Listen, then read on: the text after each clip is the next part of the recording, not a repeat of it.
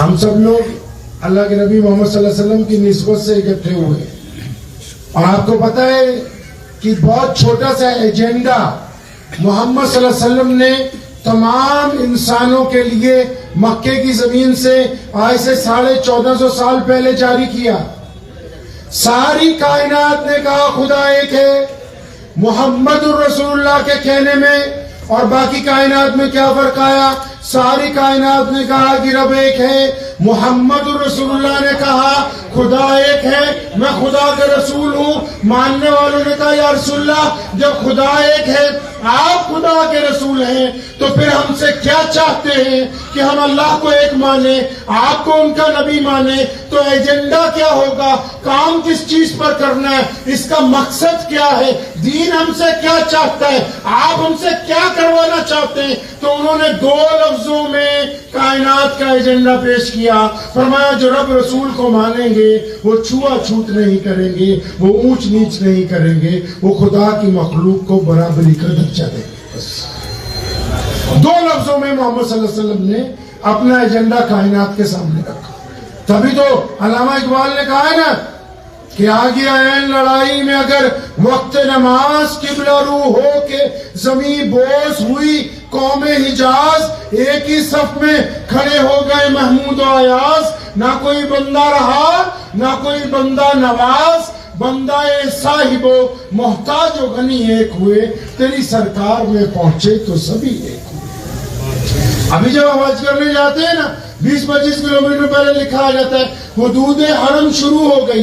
حدود حرم کس چیز کی ہے؟ وہ اس چیز کی حدود ہے کہ اب ان حدود کو پار کرنے کے بعد کوئی بادشاہ نہیں رہے گا، کوئی گورنر نہیں رہے گا، کوئی وزیر نہیں رہے گا، کوئی افسر نہیں رہے گا، کوئی بڑا چودھری نہیں رہے گا. تم سب نے اپنے کپڑے جن کو تم اپنی شان کے لیے عزت دار لباس سمجھتے ہو ان کو اتارو، ایک سفید چادر نیچے باندھو، ایک سفید چادر کندھوں پہ ڈالو، پاؤں سے سر سے ننگے ہو جاؤ، اللہ کے حضور پیش ہو جاؤ اس کے دربار میں، تاکہ تم وہاں کے یہ محسوس نہ کرو کہ میں دوسروں سے افضل ہوں. پتہ لگے کہ خدا کے گھر میں جب ہم پہنچتے ہیں تو اپنی شان و شوکت کو پیچھے رکھ کے آتے ہیں، کیونکہ اللہ اس کے رسول کا حکم ہے کہ ہم ایک برابر ہے سارا کے ساتھ. اب اس نظام کو آپ اپنی مسجد میں بھی دیکھ سکتے ہیں. کلکتے کی مسجد میں مثال کے طور پہ ابھی عصر کی نماز ہوگی، آپ نے اگر مجھے مہمان خصوصی بلایا ہے اور یہاں بڑے بڑے لوگ بیٹھے ہوئے ہیں اپنے اپنے فن کے ماہر،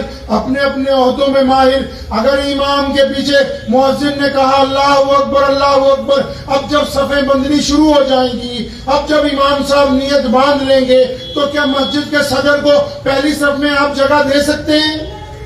نہیں دے سکتے. کیا امام رکوع میں چلا گیا اور کوئی مسلمان بڑا افسر آ گیا، کوئی مسلمان بڑا عہدیدار آ گیا، کیا آپ اس کو دوسری صفوں میں جگہ دے سکتے ہیں؟ نہیں دے سکتے. اور اگر جمعے کی نماز ہو رہی ہے اور کوئی مسلمان وزیر، کوئی مسلمان وقت کا امام، کوئی شیخ الحدیث، کوئی محدث، کوئی عرب پتی بھی آ جائے گا، اگر نماز جمعہ ہو رہی ہے اور 1-2 رکعتیں ہو گئی، اب اس کو اس جماعت میں اگر شامل ہونا ہے تو مسلمانوں نے جہاں جوتیاں اتاری ہیں اس کو وہی ہٹا کے نیت باندھنی ہوگی، کیونکہ یہ محمد الرسول اللہ کا دین ہے. یہاں کسی کو کسی کے اوپر کوئی چبراہٹ حاصل نہیں ہے. دین آیا ہی اسی لیے. آپ جائیں، ابھی میرا 1 دن کے لیے دبئی جانا ہوا گردوارہ نانک دربار میں، تو وہاں کوئی پروگرام تھا. تو ملک میں ہم نے اس ملک میں یہ سیکھا کہ دیگر اقوام کے ساتھ ہم کس طرح رہیں گے، اور اسلامی ملکوں میں ہم نے یہ سیکھا کہ دیگر اقوام ہمارے ساتھ کیسے رہیں گی. محمد رسول اللہ نے ہمیں یہ تربیت دی ہے کہ دوسروں کے مذاہب کا، ان کے اقتدار کا، ان کی شکل و صورت کا، اسلام کا مطلب کیا ہے؟ سلامتی، کہ دوسرے بندے کو آپ تسلیم کر لیں کہ یہ بھی ہے، اس کا بھی وجود ہے. کائنات میں جب محمد صلی اللہ علیہ وسلم آئے تو یہ دین کائنات میں اس لیے پہنچا کیونکہ رسول اللہ صلی اللہ علیہ وسلم سے پہلے جتنے بادشاہ آئے تھے انہوں نے ایک ہی بات کہی کہ میں روٹی، کپڑا اور مکان دوں گا لوگوں کو. آج بھی ابھی امریکہ میں جو الیکشن ہوا یا پوری دنیا میں جب بھی چناؤ ہوتے ہیں، ابھی جو امریکہ کا بھی الیکشن گیا تو وہاں کا جو راشٹرپتی ہے اس نے اپنی الگ الگ تقریروں میں کہا کہ میں اکنامک کو ٹھیک کروں گا، میں ہاسپٹلٹی کو اچھا بناؤں گا، میں تمہارا سٹائل آف لیونگ، مطلب دیسی زبان میں روٹی کپڑا اور مکان۔ اب جب محمد رسول اللہ آئے تو انہوں نے روٹی کپڑا مکان کی بات نہیں کی، انہوں نے انسانوں کی دکھتی ہوئی رگ کے اوپر ہاتھ رکھ دیا، ایسے دکھتی ہوئی رگ پکڑ لی محمد صلی اللہ علیہ وسلم نے۔ وہ دکھتی ہوئی رگ کیا تھی جی؟ اگر پریکٹیکلی بات کریں، اگر حقیقت کی بات کریں تو آپ میں سے ایسے بہت سے لوگ یہاں بیٹھے ہیں، اسی پنجابی کہنے ہیں، سمجھ جان گے میرے پڑھا کہ جدوں بیاہ آندا نا جی، شادی آتی نا گھر پہ، جب گھر پہ شادی آتی ہے، بیاہ ہوتا ہے نا جی، تو پھوپھڑ ناراض ہو جاتا ہے۔ اسی پنجابی جو انہوں رفڑ ہی کہنے ہیں، جڑا پھوپھڑ ہوندا ہے، جو داماد ہوتا ہے نا گھر کا، جب گھر میں شادی آتی ہے تو پھوپھا جی ناراض ہو کے بھاگ جاتے ہیں منہ بنا کے۔ اب پھوپھا جی کو پوچھو بھائی کیا بات ہو گئی، آپ کیوں ناراض ہیں؟ وہ اپنے گھر پہنچ جاتا ہے تو اس کی ماں پوچھتی ہے، بیٹا تمہارے سالے کی صبح شادی ہے یا اس کی تمہاری سالی کی شادی، تم ناراض ہو کے کیوں آ گئے؟ تو آج کی تاریخ میں بھی وہ جو پھوپھا ہے وہ اپنے ماں باپ کو جا کے یہ نہیں کہتا کہ مجھے کپڑے اچھے نہیں دیے، یہ نہیں کہتا کہ مجھے کھانا اچھا نہیں دیا، یہ نہیں کہتا کہ برتن اچھے نہیں تھے، وہ یہ کہتا ہے میں گیا تو تھا اپنے سسرال میں لیکن انہوں نے میری عزت نہیں کی، میری سیلف ریسپیکٹ کا دھیان نہیں رکھا، مجھ سے مشورہ نہیں کیا گیا، میری جب عزت ہی نہیں کرتے تو میں نے کیا کرنا ہے وہاں پر۔ محمد صلی اللہ علیہ وسلم نے اس بات کو 1450 سال پہلے پکڑا، کالے بلال کو بلایا۔ کون بلال؟ جو حبشی ہے، جس کو بیت اللہ میں جانے کی اجازت نہیں ہے، جن کو کھڑے ہو کے کسی کے پاس بات کرنے کی اجازت نہیں ہے، جو سڑک پر نہیں چل سکتا، کالے بلال کو بلایا اور ادھر سے ابو بکر صدیق کو بلایا۔ کون ابو بکر صدیق؟ جو شہزادے ہیں، جو بادشاہوں کی نسل میں ہیں، جو اللہ کے نبی کے بھی مقرب ہیں، جو اللہ کے بھی قریبی بندوں میں سے ہیں اور جن کی سب عزت کرتے ہیں، جو اعلیٰ لباس پہنتے ہیں، جو اعلیٰ ترین گھروں میں رہتے ہیں۔ اب ان کو بلایا ابو بکر کو، ابو بکر گورے چٹے، بلال بالکل کالا ہے، ابو بکر کا لباس بڑا قیمتی ہے، بلال کے پٹے ہوئے کپڑے، ابو بکر کے جسم سے خوشبو آتی ہے، بلال کے پسینے کی بدبو آ رہی۔ اب رسول اللہ نے دونوں کو بلایا، دونوں کے ہاتھ میں ہاتھ دیا، فرمایا گلے مل لو۔ کیوں؟ فرمایا اب میں آ گیا ہوں، اب گوروں کو کالوں پر کوئی فوقیت حاصل نہیں ہوگی، اب امیروں کو غریبوں کو پر کوئی فوقیت حاصل نہیں ہوگی، اب میں آ گیا ہوں تو آج سے چھوا چھوت کا خاتمہ کر دیا جائے گا، تمام انسان ایک برابر تسلیم کیے جائیں گے۔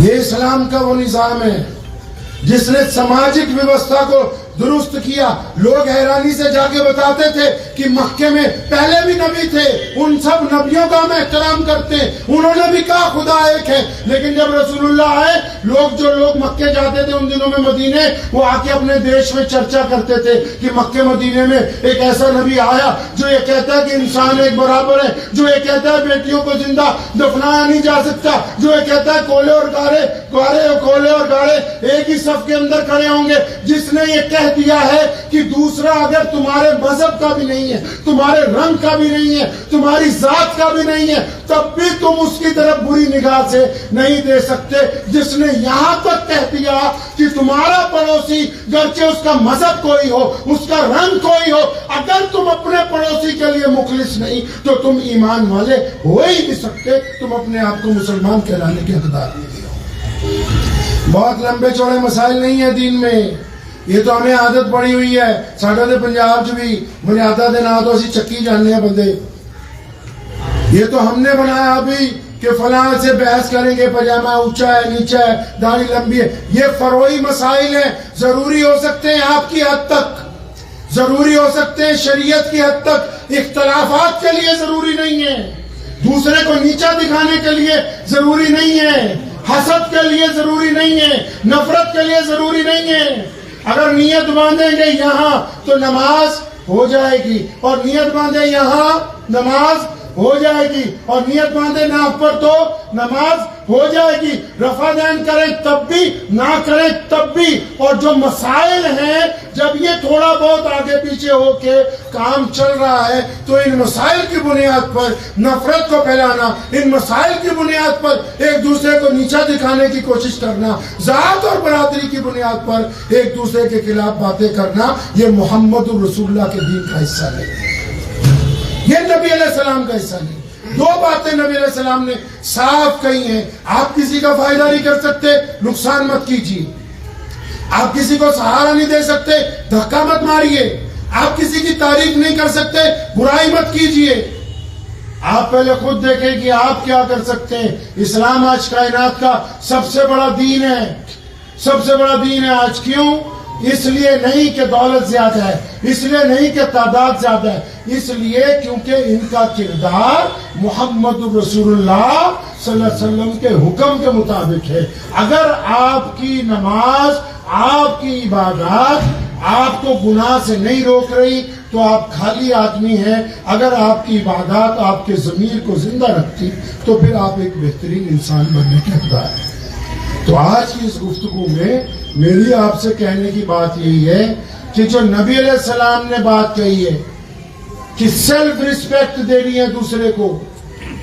اسلام کا مطلب سلامتی، سلامتی کا مطلب سکون. اب مثال کے طور پر ہمارا کوئی ہندو بھائی، کوئی سکھ بھائی، کوئی دلت بھائی، کوئی جینی بھائی، کوئی بودھی بھائی، کوئی عیسائی بھائی اپنے مذہب کا لباس پہن کے اپنے مذہب کے طریقے سے آپ سے ملتا ہے تو آپ کے دل میں اگر اس کے لیے نفرت پیدا ہو رہی ہے تو پھر آپ سلامتی کے پیغمبر نہیں ہیں. آپ دوسرے کو اگر اس کے حلیے کے مطابق انسان ہی تسلیم نہیں کر رہے. نبی علیہ السلام نے سب کو تسلیم کیا نا جی، تمام لوگوں کو تسلیم کیا ہے ان کے حلیے کے مطابق، ان کے رنگ کے مطابق، ان کی زبان کے مطابق. ایسا تو نہیں ہو سکتا کہ ایک ہی گلشن میں سارے پیڑ پودے ایک ہی رنگ کے ہوں. ہمیں اپنے دین میں اس بات کا خیال رکھنا ہے کہ اسلام میں زبردستی نہیں. یہ ضروری نہیں کہ کائنات کا ہر فرد مسلمان ہوگا، لیکن یہ ضروری ہے کہ کائنات کا ہر فرد اس بات کو تسلیم کر لے کہ میرے جاننے والوں میں جو مسلمان ہیں وہ بے ایمان نہیں ہیں. میرے جاننے والوں میں جو مسلمان ہیں ان کی آنکھوں میں بدماشی نہیں. میرے جاننے والوں میں جو مسلمان ہیں ان کا کردار کھوٹا نہیں ہے. وہ اس بات کو تسلیم کر لیں. اس کی ذمہ داری ہمارے اوپر آئی ہوتی ہے کہ ہم اپنا دائرہ، بہت سارے لوگ پوری دنیا کی بات کرتے ہیں. ہوتے میں اکثر پنجابی کہنا ہونا اسی ہوتے جنہیں گردوارہ صاحب ہے، مسجد ہے، مندر ہے، تو ساری جگہ شام کو جو دعا ہوتی ہے نا وہ سربت دے پلے دی ہوندی ہے. سربت مطلب جب ہم دعا کرتے ہیں ہم کہتے ہیں یا اللہ پورے عالم پر رحمت فرما. کرتے نا دعا کہ اللہ پورے عالم پر رحمت فرما. تو ایک دن میں نے اپنے دوستوں سے پوچھا یہ جو پورا عالم ہے اس میں سے ہماری دنیا کتنی بڑی؟ یہ جو پورا عالم ہے نا اس میں سے جو ہماری دنیا ہے وہ کتنی بڑی ہے؟ آپ موبائل پہ لکھیے، نوٹ بک میں یا قلم اٹھا لیجئے، اپنی دنیا کے لوگوں کا نام لکھیں. میرا دعویٰ ہے کہ 200-250 سے زیادہ نہیں نکلیں گے. آپ کی دنیا میں کون ہے؟ آپ کے ماں باپ، آپ کے بھائی بہن، آپ کی بیوی، آپ کے بچے، آپ کے پڑوسی، آپ کے اسکول کے فرینڈ، آپ کے کالج کے فرینڈ، آپ کے بزنس کے فرینڈ، آپ کے محلے دار، یا 2-4 ادھر ادھر سے کچھ آن لائن بن گئے ہوں گے. اگر آپ اپنی دنیا کو اکٹھا کرو گے تو 200-250, 400, 500 سے زیادہ لوگ نہیں نکلیں گے. اب یہ دعا کرتا ہے بیٹھا ہوا یا اللہ پوری دنیا پر رحمت کر دے. رحمت پوری دنیا کے لیے مانگ رہا ہے اور ان 250 لوگوں میں سے 240 سے اس کی بنتی نہیں. یہ 250 میں سے 240 سے اس کی ناراضگی ہے، 240 سے دشمنیاں ہیں، حسد ہے، برائیاں ہیں. اور بھائی اپنی دنیا تو ٹھیک کرو. یہ رسول اللہ صلی اللہ علیہ وسلم نے جو سماجک ویوستھا کا ڈھانچہ کائنات کو دیا وہ یہ نہیں کہا کہ تم پورے مجمع کو درست کرنے لگو. یہ حکم دیا اپنے گھر کو اچھا بناؤ. ایک شوہر کو پوچھا کہ اپنی بیوی کے ساتھ کیسے رہتا ہے. ایک بیٹے کو کہا کہ اپنی ماں باپ کے ساتھ کیسے وتیرا ہے تیرا.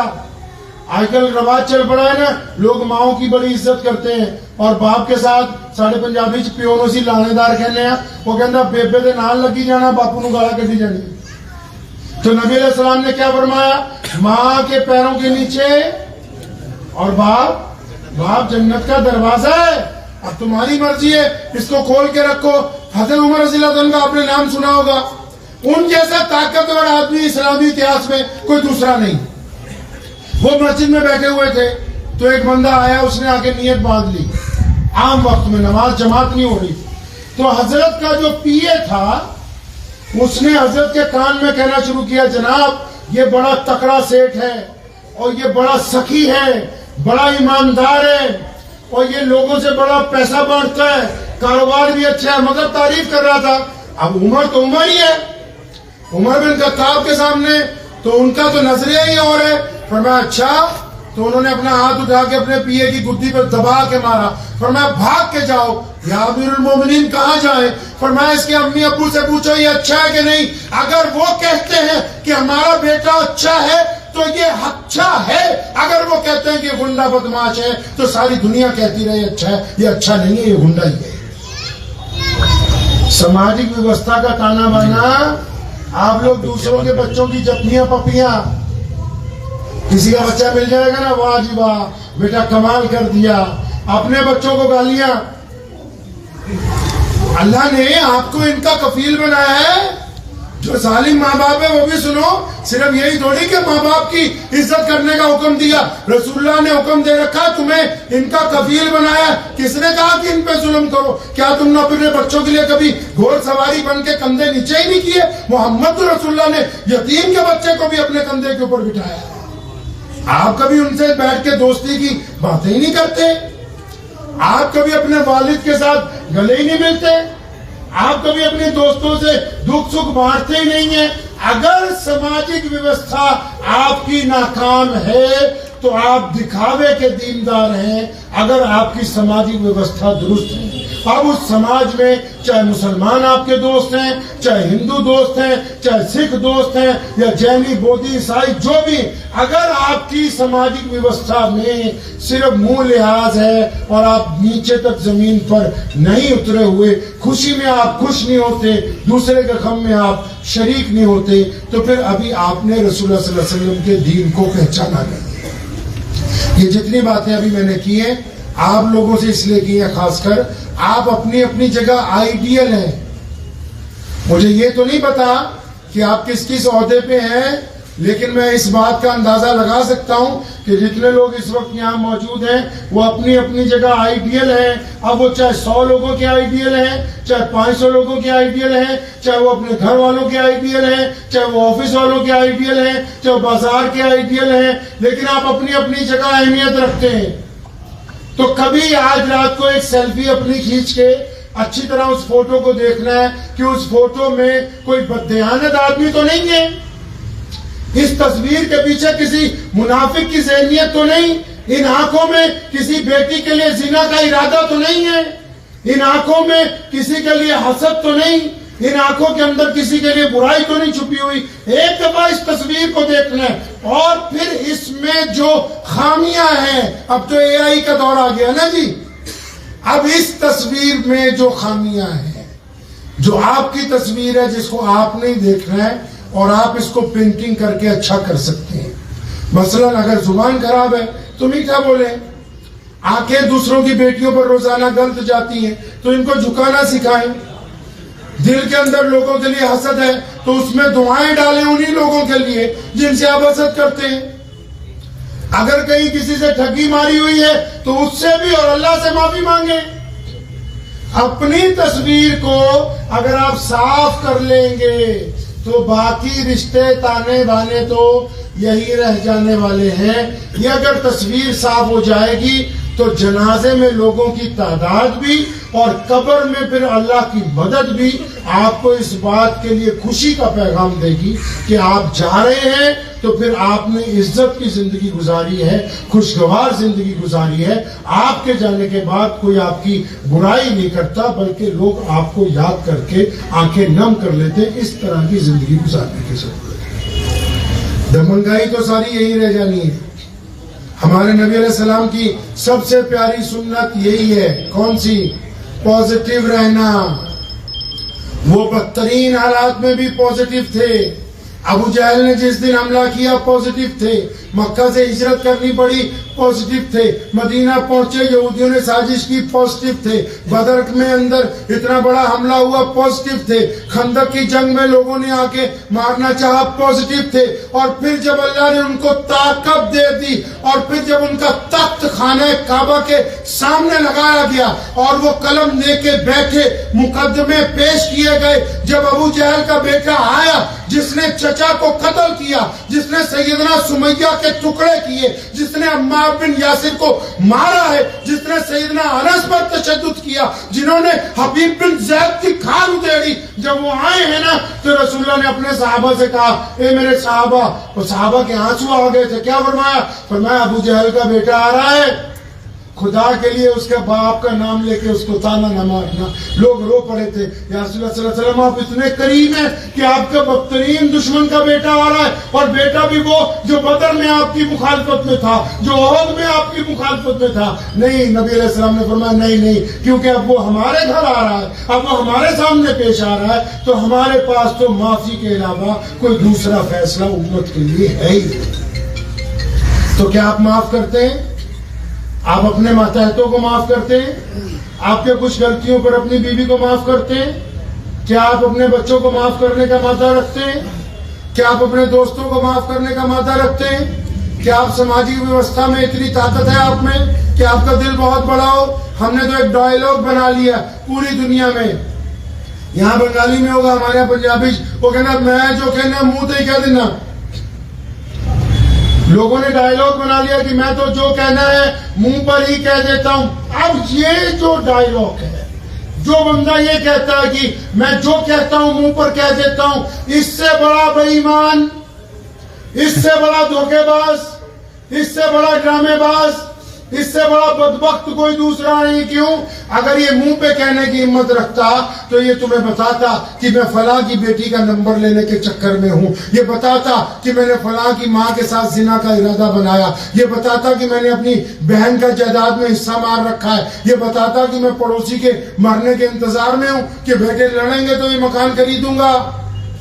क्योंकि अपने ऐब छुपाता है, दूसरों के ऐब बताता है, तो इसका मतलब ये शर पसंद है, ये सच बोलने वाला नहीं। अगर ये सच बोलता तो पहले अपनी गलतियां, अपनी कोताहियां लोगों के सामने रखता। कुरान ने कहा वही कुल्ली हुमज़तिन लुमज़ा, फरमाया वैल और तबाही है उन लोगों के लिए। किन के लिए मेरे अल्लाह जी? फरमाया उनके लिए जो दूसरों की चुगलियां करते, दूसरों के ऐब तलाश करते, फिर उनको आगे सप्लाई करते। तो आज की इस मजलिस में ये जितने आइडियल बैठे हैं माशाल्लाह, आप तमाम हज़रात, आपके चेहरे बताते हैं कि जिंदगी खुशगवार है, आप अपनी जगह बड़े नेक हैं, बड़े मोतबर हैं। आपसे उम्मत ये चाहती है, उम्मत में सारे ही हैं। कुंवर महेंद्र सिंह बेदी ने एक शेर कहा कि हो जाए इश्क किसी से कोई चारा तो नहीं, हो जाए इश्क किसी से कोई चारा तो नहीं, सिर्फ मुस्लिम का मोहम्मद पे इजारा तो नहीं। नबी अलैहिस्सलाम तो उनकी उम्मत में सारी कायनात है। तो आप उम्मत के हक में अगर अच्छे बनेंगे, आपको देख के अगर आपका बेटा, आपकी बेटी, आपके दोस्त, उनमें अगर तब्दीली आने लगेगी तो निजात के लिए बस यही कमाई काफी होने वाली है इंशाअल्लाह। तो कुछ लाएंगे तब्दीली अल्लाह ने चाहे इंशाअल्लाह। तो दुआ कीजिए अल्लाह ताला मुझे भी और आप सबको इन बातों पे अमल की तौफीक अता फरमाए। व आखिर दावाना अल्हम्दुलिल्लाह रब्बिल आलमीन। मुझे उम्मीद है कि आपको ये वीडियो पसंद आई होगी। अगर पसंद आई हो तो ये आप अपने दोस्तों के साथ शेयर करें और इस चैनल को सब्सक्राइब जरूर करें।